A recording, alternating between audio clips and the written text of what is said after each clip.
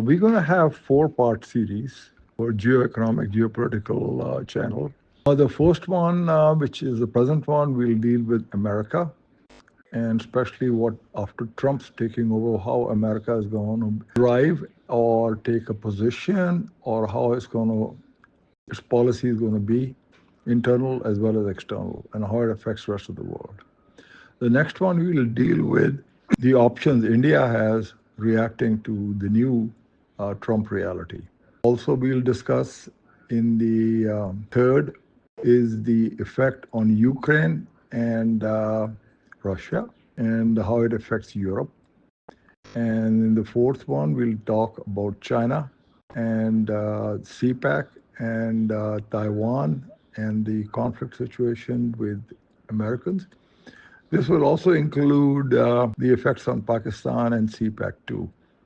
And now we get into basically the Trump.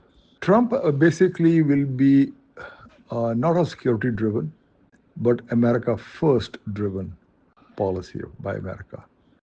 The first effect for globally it'll be isolationist and will seek to increase defensive capacity of the US. The focus of Trump and his administration will be hard power development, especially in technology, economic, and military power.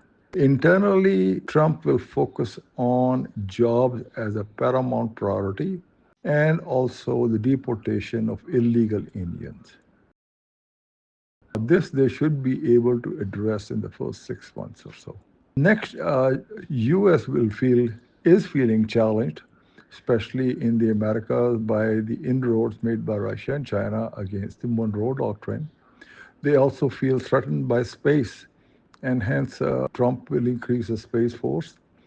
Due to melting in the North Pole, America sees very threat coming from China as well as Russia's collaboration in the North Pole.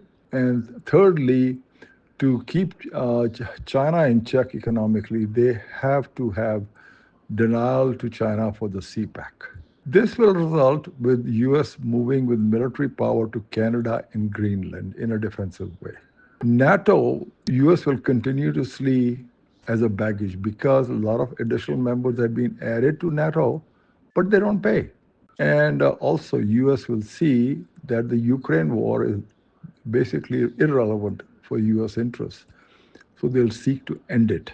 Something to remember as we move forward geopolitically, European Union and Arabs are of no geopolitical consequence. They can make noise, but that's about it. Something to remember, BRICS is 41% of the global GDP, while the G7 is only 21%. Now, in the conflict situation globally, one of the things which is also plays a part in determining the conflict output, China currently is 31% of the global manufacturing. US is less than half, 16%. And India is 1% of the global capacity. However, in the South Asia, America will move to end the forever wars and no more new wars. In West Asia, especially South Asia, they will move to CPAC 2.0 prevention. And they will initiate it by destabilization of Pakistan. They will also have India ramp up pressure on Pakistan and support destabilization of Pakistan. US in particular will support political forces to destabilize the present setup. Another thing to remember, Russian President Putin and Iranian President Mahmoud Pezeshkian are set to sign a strategic partnership agreement during Pezeshkian's visit to Russia on June 17th. Trump means a lot of business, and especially after Trump threatened 100% tariff for anybody moving away from the dollar, India immediately buckled and declared they will only trade in dollars. In the West Pacific, China cannot lose the war because of the A2AD access denial system they have put in place. And the US knows they cannot win against China in the West Pacific. And that is how the start out of this whole scenario is going to be like. Thank you. If you like what you've done, please let us know. If you think we've done a good job, share it. Thank you very much.